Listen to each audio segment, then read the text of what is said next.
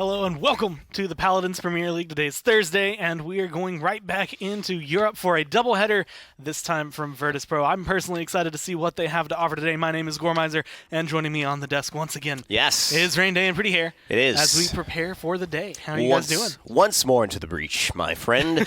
It is a day of Europe devastation, domination, declaration of where they have staked their claim of preparation to establish this independent nation, Virtus Pro. Sounds like some fancy Commodore we need to pirate. And, you know, I've been too many accents today. I just want to kick his ass. I don't know what it is about what he's saying right now, but I don't like it. I don't like it, and I want to kick his butt. Yeah, it's going to be a great day. Virtus Pro doubleheader. We're super excited, I think, both of us, to see how Virtus Pro show up, how they interact with Na'Vi, and then also with Mouse Sports, because it's like two different tells of where each team could be in an alternate future. Two roads divergent of wood. Which road are they going to take?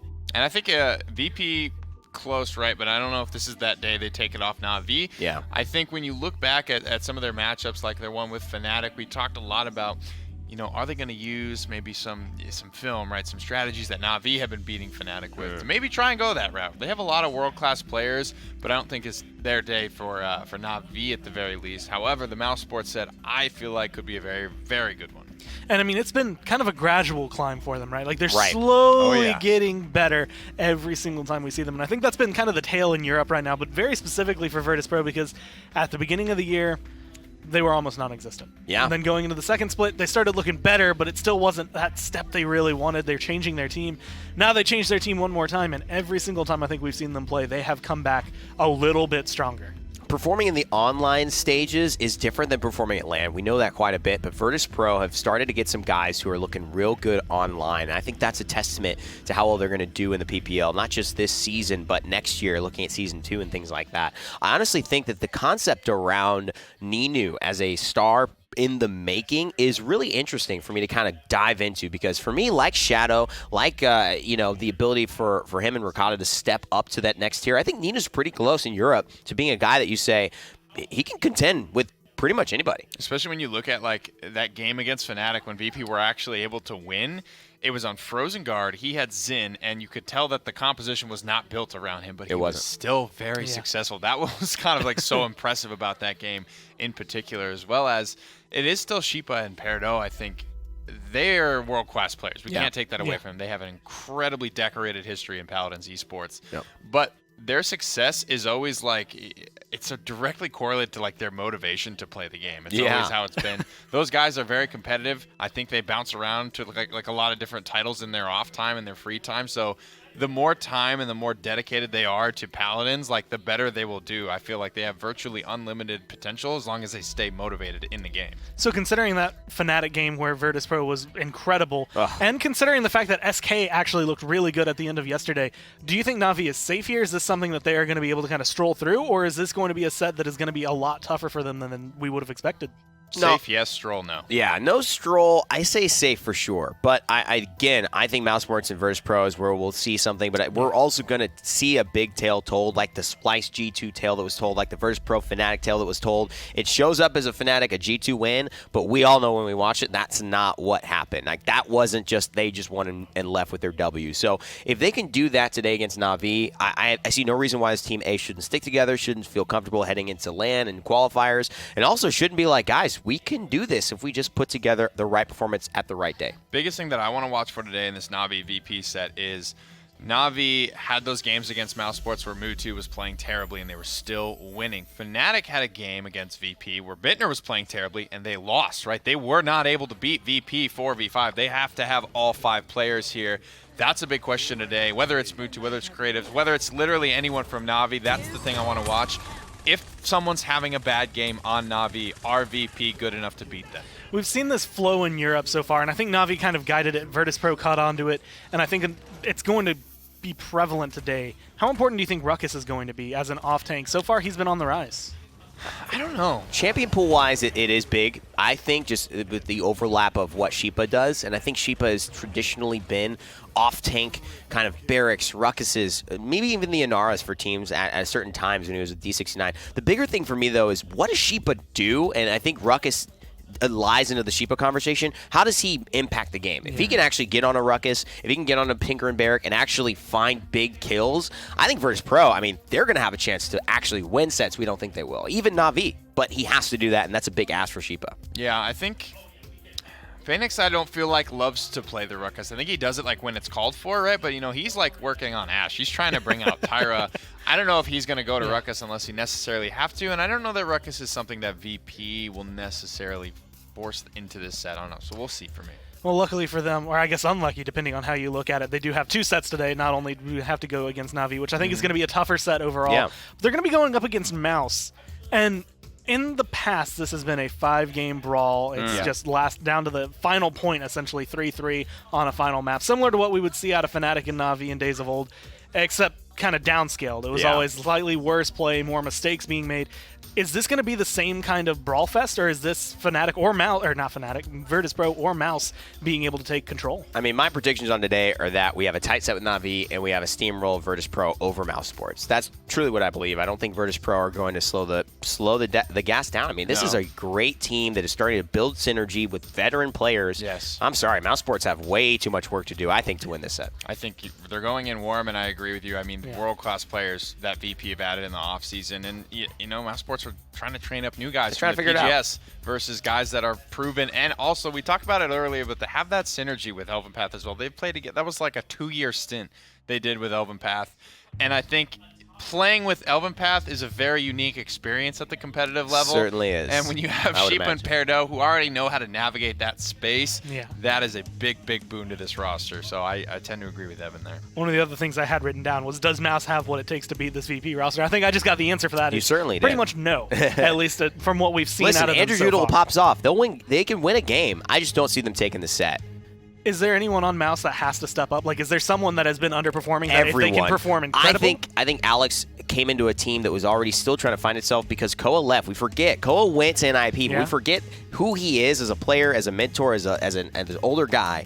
To leave Mouse Sports leaves a gap that when Alex comes in, the core isn't there anymore. So they've got Andrew Doodle, who's 15, 16 years old. And he's a great guy. I've met his dad, but he is a young guy. And then you got Beast. And then everyone's trying to fit around that. So I think that still a lot to do, and I don't know if they'll be able to do it today. Yeah, and I think we're starting to see the more importance. We talk a lot about Koa being like how he thinks like the role player on a team, not necessarily the star DPS, is actually, an incredibly important role. And I think the dirty you jobs. start to see the gap or the void that he leaves behind in that team when there's not that guy there who is all about that role in the squad and doing that for the Mouse Sports team. And you start to see sort of how, like with the free agent boys even, you took their stars away, and it's like it's really tough to fill those shoes. Even if there is still a good frontliner on this Mouse Sports squad, there is a lot that needs to come together from all 5 players. And I think that's kind of been the big thing. It's always easy to really harp on the stars and be like, yeah, this person's the reason they're winning or losing if they're having a good performance or a bad performance.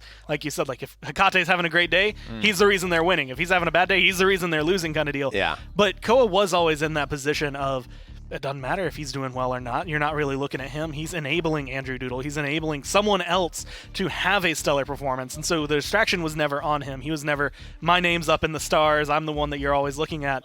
And it feels very much like that has shifted for them. Alex notably didn't have a very good performance in the first week, but he didn't really contribute what we expect out of someone like if Koa was in that position where you're still applying something. And I feel like that's something Mouse is missing. Definitely something they're missing. I mean, I'm ready to get into the games today because I think the story will just tell. We've talked a lot about it, and I think, unfortunately, Mouse Sports have to now prove, and I think Splice have done it, Virtus Pro have done it, NIP have done it. I mean, why not? This is your day to prove it, Mouse Sports, if you can, but I think Virtus Pro, all eyes on them, and can they even come close to contesting Na'Vi? How much of a set can they make that? That's a big one today. Yeah, but hey, we have 2 sets to go through, Virtus Pro playing in both of them. I'm excited to see it, so we're going to go ahead and cut to a quick break and then come right back with set number 1. Welcome one, welcome all to the PPL. My name is Prettier, that's Gormizer, and we are here to bring you Europe, day 2 of this week for the European guys. The rest of the matchups for today, we talked a lot about it on the desk. VP will have their doubleheader against Na'Vi and Mouse Sports. They are playing to qualify, trying to get in those top spots for HRX. That's happening just, I think Stu tweeted, 7 weeks or so away at this point, November 16th through the 18th. Tickets are on sale at highresexpo.com. You get not only the Paladins Championship content, but the Smite World Championship content as well. Both games will have their respective console tournaments as well. The after party is sure to be a banger, so pick up your ticket for that as well. $50 on that championship Sunday. After the champions have been crowned, the prize pool's awarded, and everyone is ready to let loose. I'm excited for all of it, and I will actually say, if you haven't been to any of the console side of things, that's somewhere to be, because the energy level is always really high. Yeah. They really bring up just everything, the excitement, all of it, and so it's going to be interesting pretty much the entire time that you're going to be there. Can't wait for it, guys. Let's go ahead and get into the standings for Europe, just so you get a little snapshot, a sneak peek at how things are going into today. Na'Vi undefeated at 4-0. They're halfway home to their undefeated season. NIP at 3-2. Fnatic tied for second place at 3-2 as well. Mouse and VP both still looking for their first win. Somebody is going to get a W today. At the bare minimum, one of them gets to walk away. And everyone is kind of betting on Virtus Pro. Virtus Pro potentially could walk away with 2, although it is something that seems a little outlandish. It's not going to be, I think, the easiest win for them, especially at first going up against someone like Na'Vi. Nope, it will be their objectively hardest win of this season. Na'Vi versus VP. We're ready for the maps. This best-of-5 set is sure to be a good one, I think. VP steadily improving. There's a lot of veteran players on this squad. This is VP's map pick as well. Frog Isle is their selection. Virtus Pro have banned Ascension Peak. Na'Vi have banned Frozen Guard after what they saw VP do to Fnatic there earlier this week. And I like that kind of decision, because Na'Vi is always that one, like, I feel like their ban was always Fish Market, because it was, what map do we have that we just don't want to play? And I feel like now they're starting to use that ban, especially in this case, as a, we don't want to face you on this map. Like, you are genuinely a threat here, so we need to take care of it. It's something that I think this team has started to do, because they branched away from that Fish Market standard ban.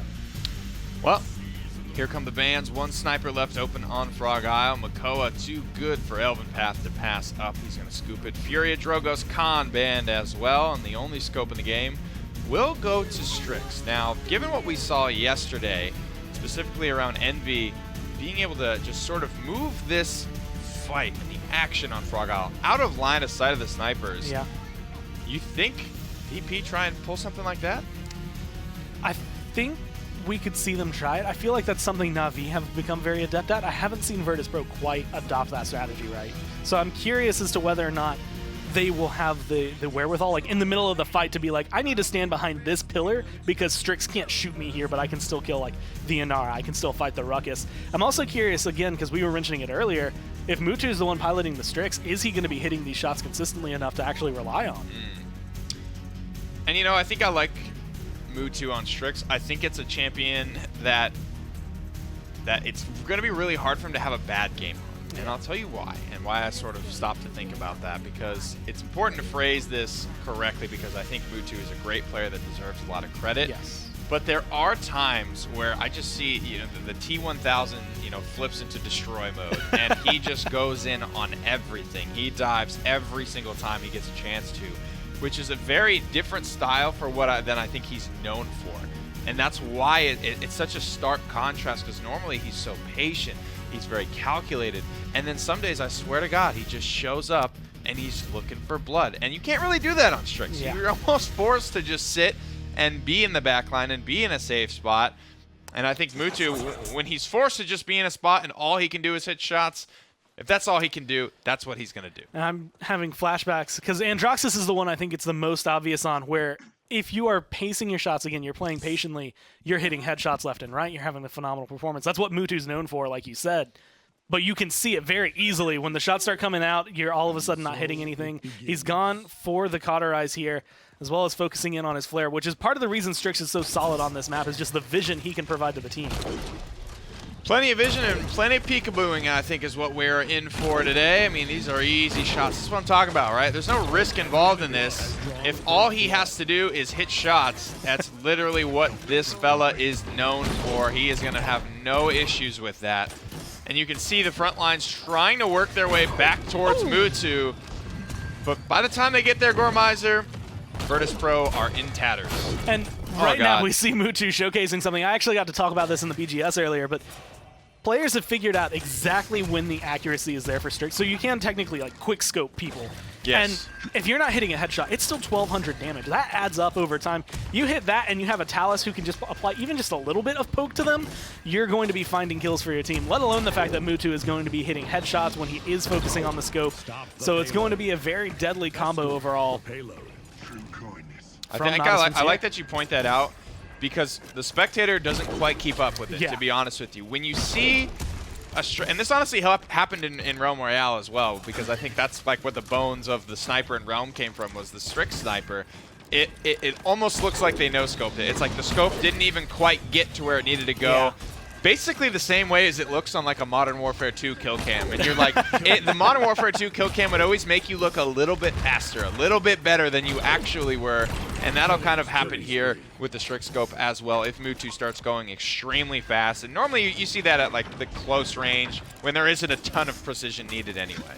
And it's in this really awkward area as well where the timing is just right. Like if you're too early on that fire, you're not going to connect. And that's kind of what you will see occasionally coming from Mutu, whereas most of the time he has been hitting these shots. And again, 1,200 damage is not something to scoff at if you're someone like Elvin Path. It's still going to be a good chunk of your health. He hits those consistently, add in an 1,800 every now and then when he throws in a headshot. And all of a sudden, I mean, even though you have Makoa, you have Torvald, you have shielding, it just does not seem as much as it really could be. I mean, and in terms of his vulnerability, he's just peekabooing. Like, he's giving you brief moments to fire back on him, and no one has the range. Talus is going to force out the Enlightenment. The Rune of Travel back is good, but Creatives is probably okay with that trade. We'll have to see if he makes it out alive. There's no healing going out at the moment. Spunky is too focused on the front line, but Lazy still unable to stay on his own 2 feet. There's just still 50 seconds left on the clock, though. Na'Vi have plenty of time and plenty of ultimates, to be fair, to get this one through. And I've loved Creative's focus because it seems like when he recognizes he's not going to get any like solid poke onto a champion, he's going for the Ying illusions. He's making sure that the healing is going to be shut down just a little bit from Virtus Pro to make it so that Elvin Path's life is just so much harder as a Makoa, not getting the direct healing all the time. And so as long as you can kind of keep that under control, as well as applying death and taxes to pretty much everybody on Virtus Pro, I think they're going to have a solid run, especially coming back into it. 20 seconds left. They still have overtime. Ninu at the moment can't really decide where he wants to go. He sees Ruckus bearing down upon them. Phoenix hard commits to the back line. The Hexafire is going to be good to zone out Cassie. Pick up the kill on the Elvin Path. He goes for the quick cancel, and then the 1v1. Phoenix diving the back line successfully. Gets the 1v2. Heads to the payload. Is he going to just shoulder the load of this entire team fight? No, he will fall. Perdo and Sheepa, the Finnish duo of time, combined to stabilize this fight for Virtus Pro. That was one of those moments where it was too awkward of an engagement, right? When it comes through, Inara's not there, so you have to dive in as Ruckus, but you know your health bar is low. They've gone into a couple wreckers. Your emitter shield's not going to last forever, so Phoenix kind of dives in for the hope of overtime, the hope of holding. Maybe they can come through, but not able to find it. Plus, him and Mutu are the only ones that are picking up these killing blows right now, so they're having a lot of efficiency from those two, but at the same time, it feels like they're relying a lot on their performance to make sure they can win. And I think Mutu got a lot of those kills at the start. I think Phoenix, honestly, he won. He completed his mission. That is a checkbox on the objective. There's nothing much more that he could have done, right? So that fight, it's on the rest of Na'Vi to win that. And I think that's why you got to give a lot of credit to Perdo and Sheepa there. The Torvald and the Talus, I think, combined beautifully to stabilize that fight. It's one of the few combinations that I think has the innate anti-heal and just the raw DPS and survivability to actually be able to make it through Inara in round 1. And I like that Virtus Pro is trying something a little different. Flanks aren't really common on this map just because it's very difficult to get to this angle safely when you only have 1,800, 1,900 health. But when you have a Torvald behind you, the bubbles make the big difference. Ancient Rage in the face. But it's not really giving too much to Virtus Pro. Na'Vi are still the ones that were capturing the point. I know, man, and that's just Na'Vi's game. They do lose Lazy when it's all said and done.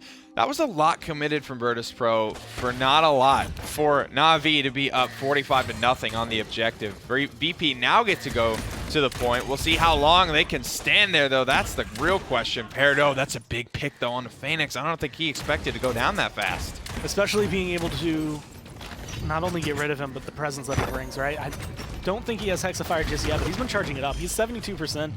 That's going to make a big swing if Virtus.pro keep this kind of pressure on. It's going to be able to eat through Elven Path just like we saw earlier. But the Seismic Crash is going to be the one that comes out first. You trade your life for it, but no one's following up. That's not true. Mutu finds 2. Oh, Phoenix doesn't have the charges to stay on the map either, so Sheepa will score the kill with the Hyper Beam. Creatives hits a lot of damage with the Enlightenment. Can Mutu clean it up? No, so much healing comes through onto Surets. And here comes Peridot. Drew powering back onto the point, but Mutu T1000 online, not missing the shots under pressure. He is simply too cool. He stays alive, gets behind the tree.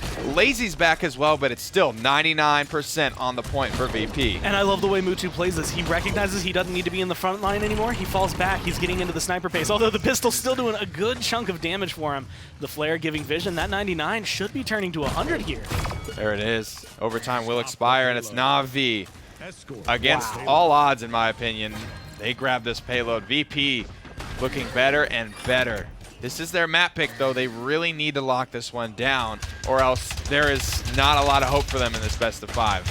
Phoenix dies twice in that engagement. He gets burned very early on, then he gets hyper beamed off the map. Like there's so much time without Ruckus there, and that is when, like you said, you needed to see the rest of the team step up. Literally everyone else stepped up. Mutu, I think, most notably, but everyone else was prepared to take on the role they needed to. Lazy gets back from his death, and they create just enough space that by the time Phoenix does get back, they pretty much have control of it. Lazy does something very important there as well. As an R, right as his wall falls, he starts to retreat, and even though he's full HP, he doesn't have any of his cooldowns, and I think he knows he's in danger.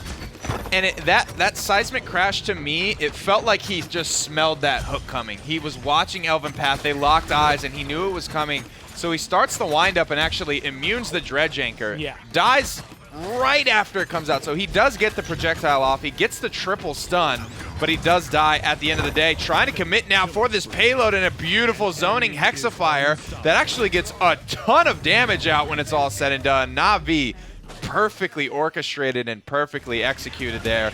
Nothing for VP to do to get past all 6 guns of Ruckus. And just being able to play at the level that they have, right? Lazy, and there's two ways that goes. He either gets the stun or he doesn't, right? If he doesn't get the stun, I think he still expects his team to step up. He gets the stun, and that enables Mutu to go 13-1 now this time around in terms of his control. And because of that, like, that just feels like a perpetual snowball, right? Like, they get all of those kills right there. They bring that back. I don't think I really felt a punch back from Virtus.pro for the rest of the round. This is where you have to kind of hit the hard reset. You have comeback mechanic. You've been picking up some Havens, although they're not that high tiered, so Mutu's still going to be dealing some good damage. And the question is really whether or not, for me, if Peridot can get into the backline and make a difference this time around. He did last round. They were able to find that pick on the Phoenix. Phoenix misses both of the dismounts initially, and it's going to cost him some of his missile launcher. All of his missile launchers are now used. And look at this, VP. Looked like they wanted to hit the gas pedal there. Oh, that's a hook from Elven Path, and another dead Phoenix pops the Ancient Rage just to stay alive. He gets in range of Mutu as well. Elven Path by himself is ripping this Na'Vi backline apart. And being able to time that shot right afterward, they get rid of creatives. And now Lazy, just like earlier, left alone on the point, does have his ult, but I don't think it's going to last this time around. So they're going to get eliminated 24%. But again, comeback mechanic for Virtus.pro, they're going to be able to grab this point incredibly fast. And it's Phoenix here dying a lot in critical moments. On the Ruckus, a traditionally very beefy champion that's pretty hard to bring down, but VP are doing it in all the right ways. Hyper beaming him off the map, hooking him off the map as well. Phoenix is under pressure here. He's making some good plays. Lazy gets obliterated before he can even reach the objective. An Illusory Rift is covering all the damage coming into VP right now. You can see their health bars are full as full can be. VP with the comeback mechanic grab this payload over Na'Vi and will stay alive. Normally your benefit as Na'Vi is the fact that because they used quite a few ults at the very beginning of the round to make sure they could get that kind of control, well, they wouldn't be coming back up, but 69% already on that Ancient Rage. If Elven Path gets that back, he is going to be tearing through them. I don't think I could have predicted this, but this feels like it could potentially tie up here if Virtus.pro aren't afraid too much to commit. I love this duo between Sheepa and Peridot, not only because they're best friends their whole life, and it's awesome to see them working together in-game as champions as well.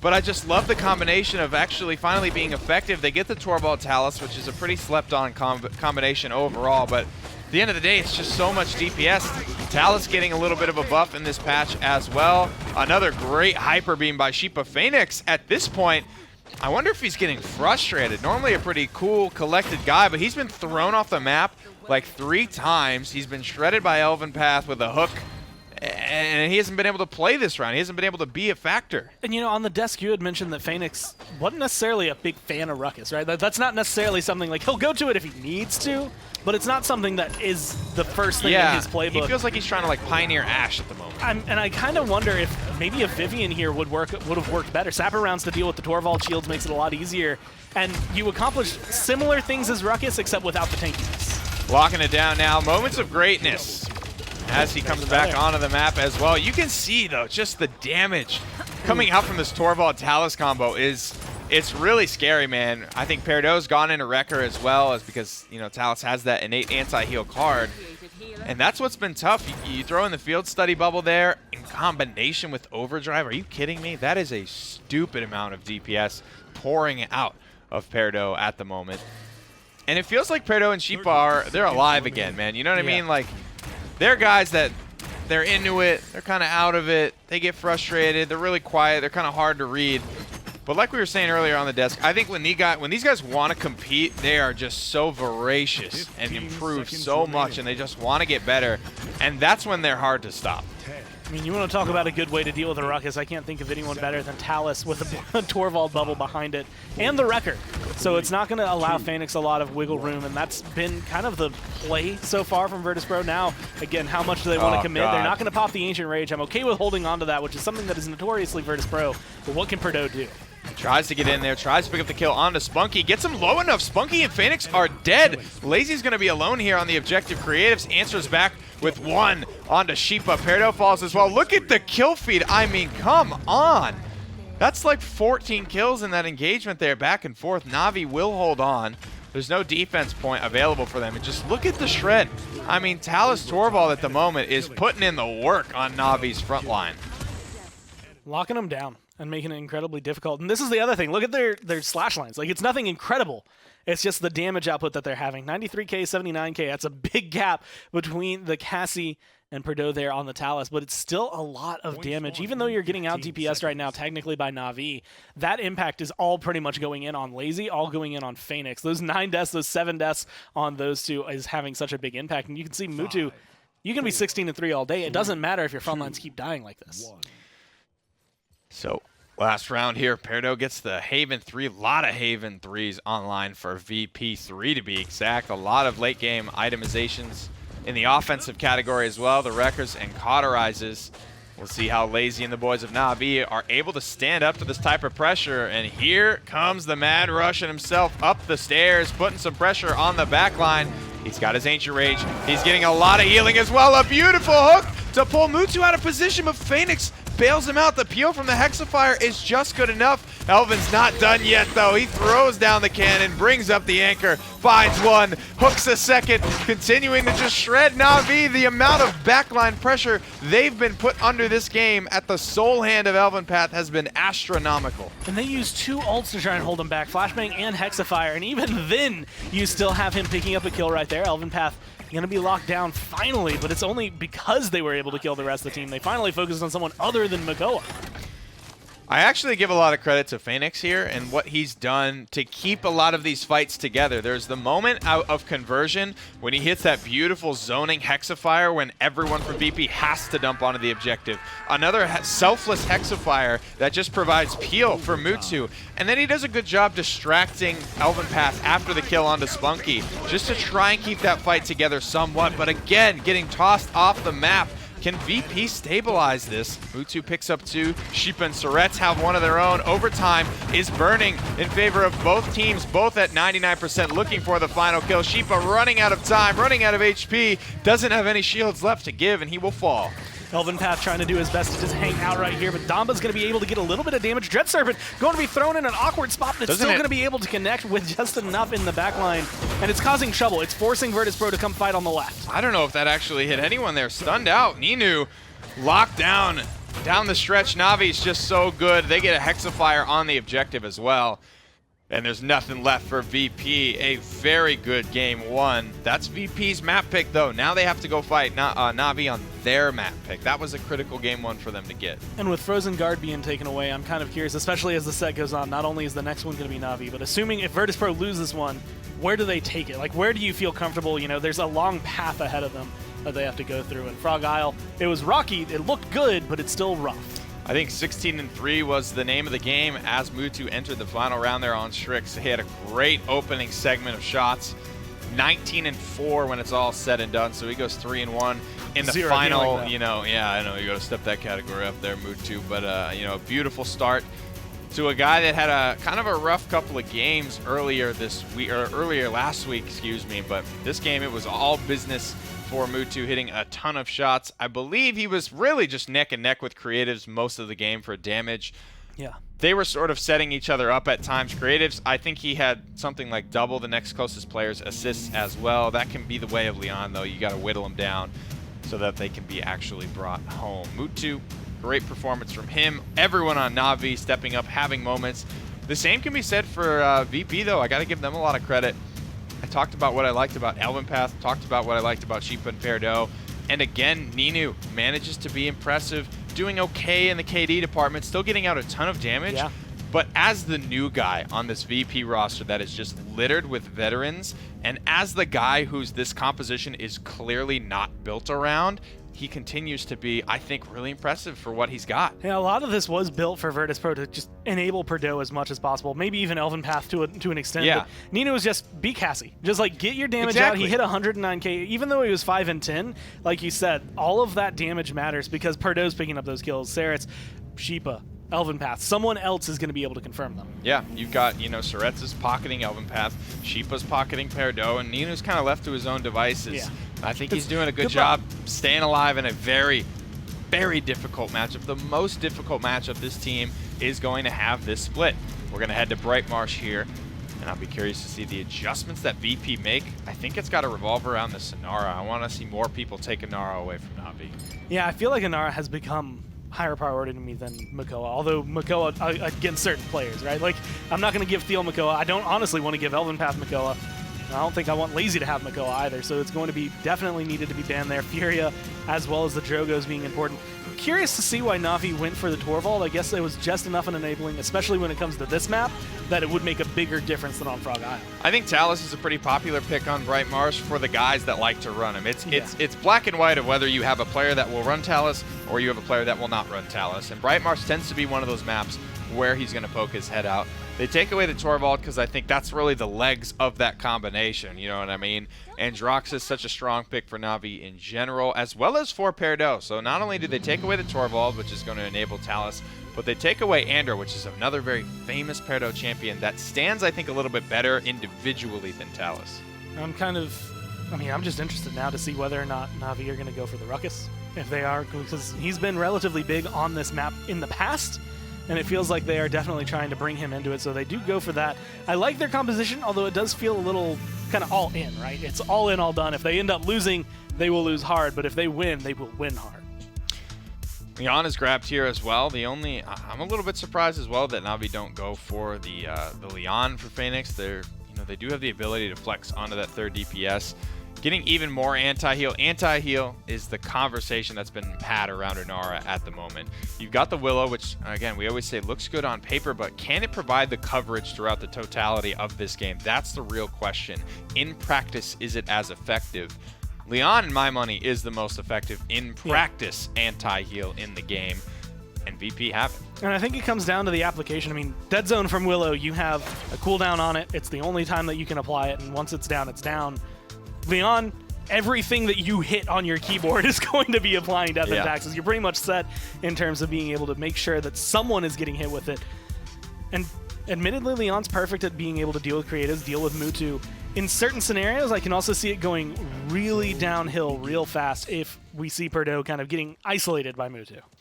Sheepa has to be pretty fearless and execute very well on the Sonara, I think, for this strategy to succeed for VP. Already getting poked out of the objective. You can see the focus was there. Dead Zone was definitely there. Mutu heads to the back line, but my goodness, that was some quick damage that he took. Throws the reversal out. His first attempt at the lethal backline will fail, and Mutu will be on the sidelines for the next couple of seconds waiting for cooldowns. Important, though, that Sheepa has just had so much trouble getting in here. Elven Path hasn't been able to come in with him. He hasn't been getting a lot of healing. He's been locked down pretty much the whole time. And now Lazy, even though it's not going to be the best matchup because his health bar is just going to be so much lower, I feel like once you get those turrets set up, if you have a little bit of pressure alleviation from your team, this is an easy point for him to hold on. In practice and on paper, that's the conversation we had going in. At the moment, Creatives has been 100% effective on the objective at making sure these dead zones stay applied to Inara and the other front lines of VP. You can see it. There it is again. Every time you see the crosses with the downward arrows there in orange near the top of the screen, that means that tank is dead zoned and they are receiving 0 healing. And that applies for a little while after you leave the field as well. It's not just going to be while you're standing in it, so it's not as simple as we'll just leave the dead zone. You have to be careful. Of course, Na'Vi, if they make you just a little bit cautious, all of a sudden they're able to take advantage of it, and that's exactly what happens at the end of the fight. So at this point, seems like you got to just root the problem at the source here. Creatives need some pressure applied on him. Who's going to do it? I mean, in my eyes, it needs to be Ninu, it needs to be Leon. Someone on one of those two champions has to start making the impact. But again, Ninu's gone back to this Cassie, and while you can have a good performance on Cassie, still be negative, still be impactful for your team, I feel like once you start picking those kills up, if he can step up in this game, that will swing things so heavily in favor of Virtus Pro. And you can tell a little bit of crowd control reduction being run by Barrick. He's not getting thrown very far. Lazy is a bowling ball in every sense of the world. Too heavy to pick up, too heavy to throw, unless it's the ultimate coming out from Khan. Great damage from Mutu, hitting every shot there on the album, but so much healing pouring out of the high ground from Surets. Hits the accursed arm, hits a beautiful shot there. Mutu just can't decide what target he wants. He's got so many to pick from. He eventually decides on Sheepa, who's trying to contest this out, trying to stay alive here. VP, his threat of conversion is all too real for them in the first round. We talked about how important that game one was going to be because they had to head to Navi's map next. Navi's map is Brightmarsh, and they are up 2-0. I mean, Dread Serpent gets thrown out there. A single kill picked up by Perdo, and that's the only kill Virtus Pro got to see the entire time. That one death is on to Phoenix. 7-0-2. For Mutu. He's cleaning up the kills, but like you said, Creatives is kind of, I want to say like unsung hero. Top damage, being able to hit a lot of these dead zones. Absolutely. It's enabling literally everyone else on that team, but specifically Mutu, to just come through and shred Virtus Pro. I mean, we've got Creatives and Spunky 00 agents here, 006 and 007 on the objective, just holding it down, providing exactly what they need to do. It's not always glamorous. I mean, it's fun to do a lot of damage, I bet, but Creatives, I'm sure he would like to have a kill every now and again. He's been flawless at shutting down the healing. Every single dead zone I've seen has been on the point. And I mean, VP they don't really have anything drafted to put pressure on. They don't have an Androxus. They don't have a Ruckus to go bully for Creatives out of the backline. And it looks like Elven Path tried Gormizer, but he failed. His first blood falls the way of Creatives. He finally got his kill. The second, the third, the fourth blood all will go Navi's way as well. Let's just make it an even 5 as Creatives comes Faith lighting up over the top for the 5th and final kill, making the ace for Na'Vi. And being able to get the kill, at least one kill online there for Creatives. And like you said, with no one to be able to go into the back, it's kind of what we talk about all the time. Typically, Dead Zone, it has a duality. Part of it is the anti-heal. Part of it is the fact that when you run it, it's going to give you an 800 burst. You're looking at, in a 1v1, you have to use that in an engagement. If no one's putting pressure on Creatives, he can just use that wherever he needs it, or wherever his team needs it. And that's what's been enabling it so much. This 3-0 right now, again, feeling incredibly dominant on their own map. Natus Vincere are comfortable. That's a great point. Creatives will finally have some pressure applied, finally going down. 006 is no more. He's 00 dead. He's going to be coming back from spawn, though. 300 credits spent for capturing this payload, and that's a nice way to just cement your lead. Lazy putting on the pressure here. He's got his dome shield available. He gets scooped up again by the commander's grab, though, and that's going to be curtains for young Barrick this round as well. VP getting a couple more kills this time around. Na'Vi not as clean as they were in round number 1, but they still have plenty of time to get where they're going. Plenty of ults coming online as well. Faithflight's going to be the only one they don't have, but 50% and a relatively quicker charging ult as far as things go. I'm curious to see where Mutu's Accursed Arm's going to be thrown. And the last one was not the most standard position through a window on Brightmarsh. Normally you're up in the air, and with the damage that it can apply, I mean, you're looking at being able to kill off Sheepa, Perdo, anybody really on Virtus Pro, except maybe Elven Path if he can keep himself healed up. 1-for-1 trade here. Front line for front line, Na'Vi. It's going to take him a lot longer to get their front line back. Lazy just now coming. There he is, coming around the corner, ready to get set up and get this one pushed through. Meanwhile, VP are already reinforced. Elvin Path at about half health. Dome Shield is still ready, so Lazy can commit to this fight really whenever he wants. He's just waiting on the call to go. All they need is a little bit more pressure.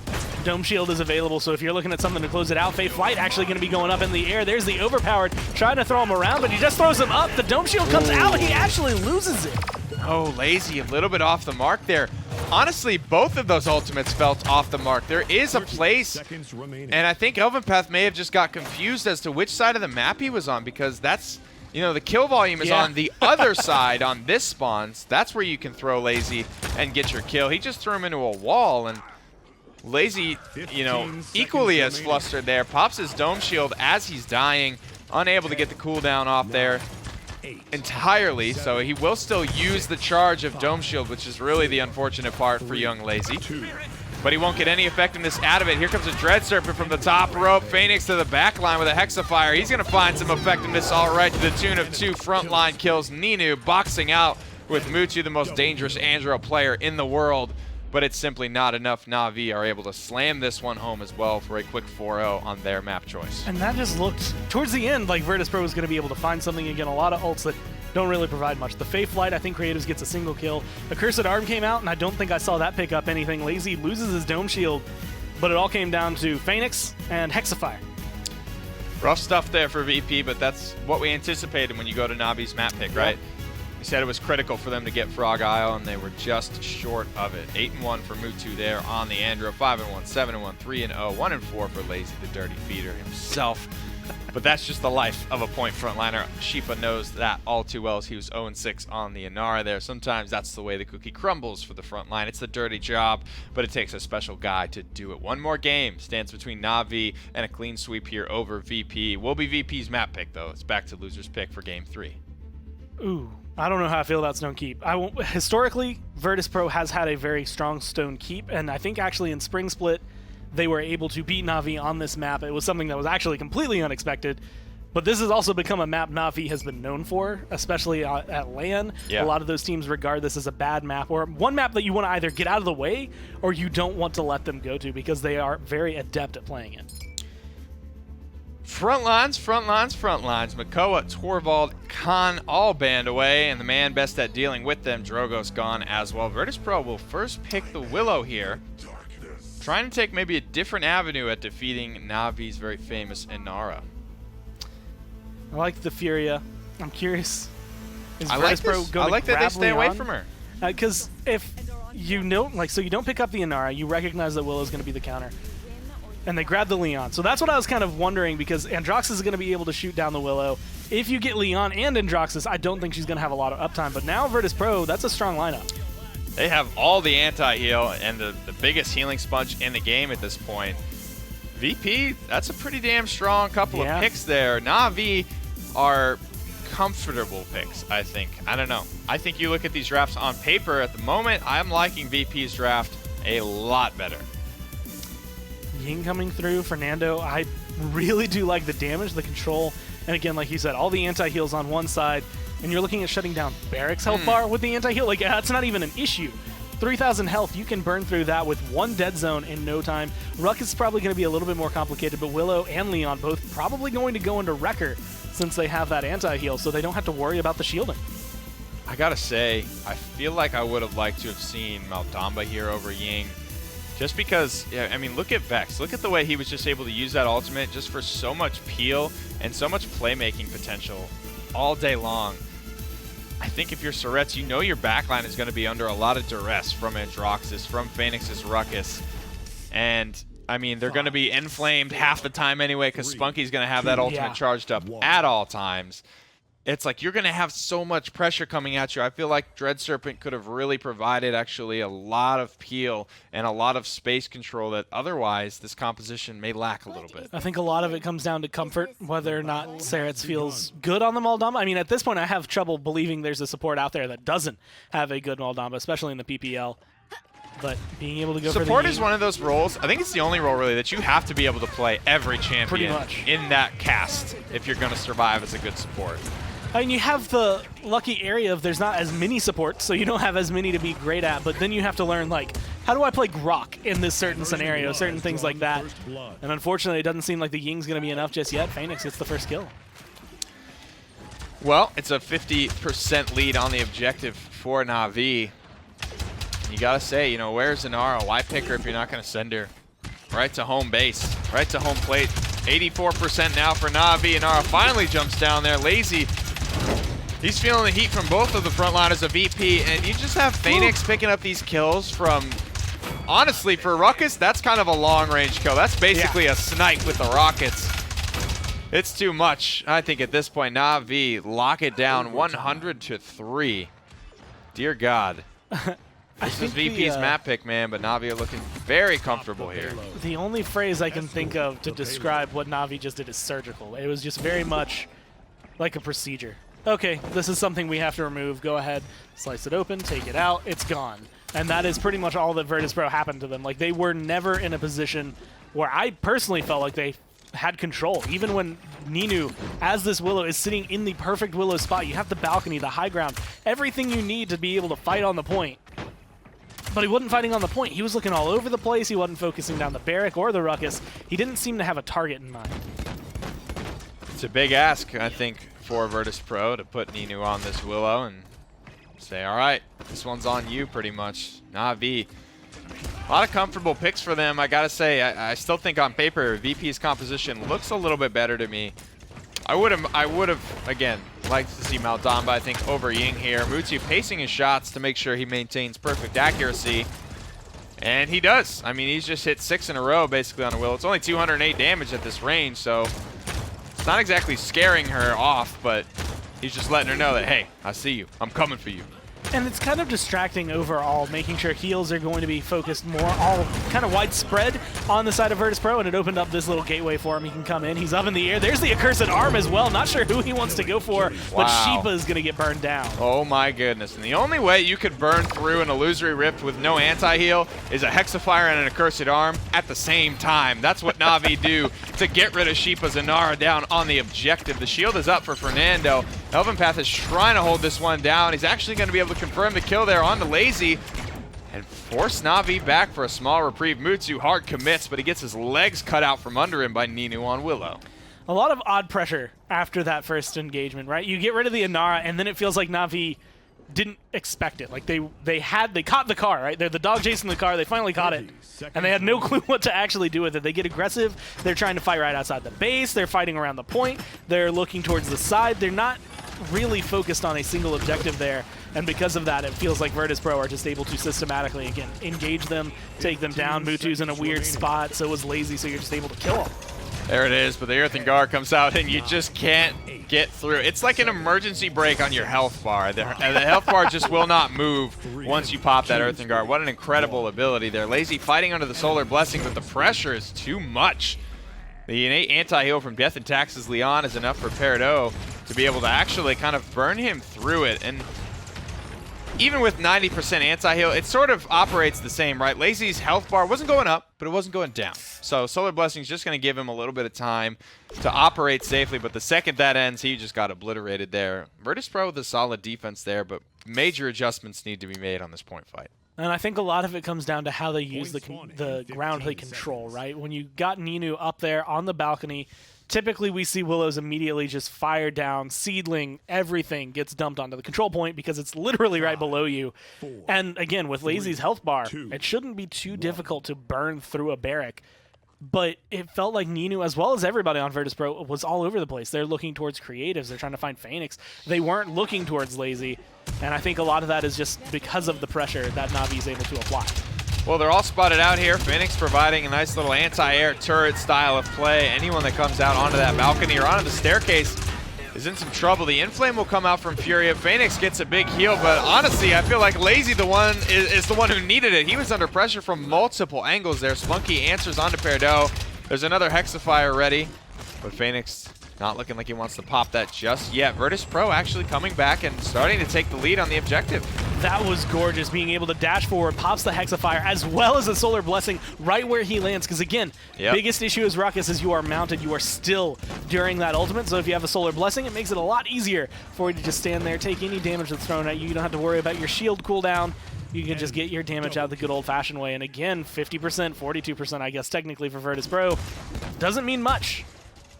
It's a really good way, I think, for Fury and Ruckus to combo together, because one of Ruckus's biggest weaknesses is just how big and slow he is when he does his thing. And that's the reason he has to be so tanky, is because he is so easy to hit while he's putting the pressure back on. But if you can just get a nice little Solar Blessing in there to stand under, I mean, that covers his weaknesses beautifully. He is a big boy. He's a big boy. He's got a really big mech. A very big boy. And it's definitely to his downside in terms of, especially connecting around corners, being able to like dip and dodge out of it. You see a lot of people having to use that dash because his strafing is not good. His movement, like you said, is just not good. It's all in his kit. That is where his strength comes from. And there's a reason I think we always will end up mentioning it as like a turret defense when it's Ruckus, depending on how things are going. Because most of the time he is going to be standing still. He's going to be just accurate enough that he can melt you down, but not enough damage, I think, that he is going to be the one you're initially worried about unless the Hexifire's up. Look at that tiny little angle Mutsu's playing with. He has his Accursed Arm available as well. As Na'Vi just hunting for a way in on Virtus Pro's base at the moment. They've broken kind of one of the hardest chokes here. The payload is through, but the pressure isn't really. The Inflame comes through, and the Illusory Rift is just a little bit too little too late, Goremizer. I don't even know if that healing is enough to keep them alive at this point here. The damage is amped. The movement speed is increased by Na'Vi. Prado will get there. He'll get his Enlightenment off, but at the end of the day, it's only good for one kill there before he goes down immediately. Sheepa buying a lot of time. Seismic Crash. Is it enough to stall out? He throws at the wall. The Hexafire just blows right through it, though. Phoenix drops 2 at the end to get Na'Vi's push converted. I love Phoenix's call to pop that because it's one of those moments, again, you know you're going into this. If you get the point, awesome. If you don't, then it's going to be tied. Either way, you're at 2 points or 3 points. It's not winning. But you have nothing really to lose. So far, the control's been in your favor, although not having Hexafire in this round might make a big difference if they can get Sheepa and Elven Path once again to solidify onto the capture point. But then you have a Dome Shield to deal with. Then you also have to deal with Creatives and Mutu's pressure just in general from the damage that they're able to output. So Virtus Pro, I think, have the advantage overall. Their ult's not quite fully up for some of the ones that I think would give them the distinct advantage, but they definitely have room to work with. I mean, credit where credit's due here, Gore. Phoenix has played Ruckus every single game this set, and he has been doing fairly well on it. You know, despite some struggles on Frog Isle, this game has looked very clean. He's nearly top damage. His Bright Mars performance was very good as well. You called this one. That's one of the things Virtus Pro has been running, but Na'Vi, I think, have recognized where he fits in and what's going to work well for him. Again, go back a year, this is where Ruckus starts becoming popular once again because people recognize that as an off-tank, he's got some pretty nutty damage. Yeah. He always comes in and he comes out as he pleases. Nothing ever changes about Ruckus. Nope. Sometimes he's just strong enough to be picked. Sometimes people don't feel that way. 3-1 here on the objective. Na'Vi are capturing this one. They're at 50% to nothing at this point. The zone is looking really, really strong, really, really locked down. VP are looking a bit splintered. Elven Path just tries to save his own skin with that Immortal. And I don't know, it looks like VP might be running out of gas here down the stretch. Just going to get taken out. I mean, held essentially at arm's length the entire time. It's a little kid like swinging at you and you just have to hold their head so they can't hit you. And until they tuck that's kind of what Na'Vi felt like the entire time. They just were watching as Virtus Pro threw all these swings and punches, but none of them really connected anywhere that mattered. I think I'm a little bit, I don't know how I want to say this. I feel like that's okay for VP today overall as a whole. I mean, that Frog Isle game was good. I don't really know how much more I expected. I think I expected a little bit more fight here on Stone Keep. But I also understand that that's that feeling of being down 0-2 against the world champion team of Na'Vi. 5-1 performance there for Phoenix down the stretch. I get that, I think. I think you feel a certain amount of frustration.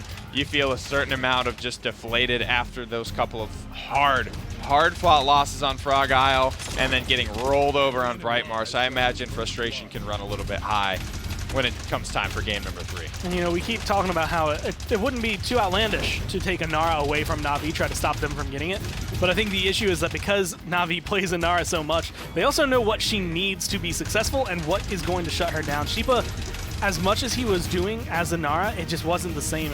It was actually during this first point fight, we were all really confused because it's like, why is Inara sitting up there in the keep shooting down instead of standing on the point? And a lot of it is, once again, going to be just this pressure. That combination is dirty. That combination is absolutely filthy. The Solar Blessing with the Hexafire. And then this Hexafire, not only does he immune out the Seismic Crash, blows through the wall, kills the Inara, gets the Fernando shield down, kills the Fernando, and then he kills one more. I'm not exactly sure which champion it was, but I know Phoenix was basically responsible for 3 of those kills with that Hexafire. Ruckus was a huge part of Navi's success today in set number 1. And I was kind of curious if we were going to see Virtus.pro try to grab that away, if that was going to be something that was essential to them. But again, and I said this, I think, last week when we saw them play, it just didn't quite feel like Sheepa's Ruckus was anywhere near on the same level that we just saw out of Phoenix. Sheepa's, you know, he's been busy with the Torvald, and then he ran double Inara in those last 2 games, but unable to quite get it done there. VP will have one more chance to claim their first win of the fall split here. We're going to go on a quick break, but we'll be right back with Mouse Sports versus VP.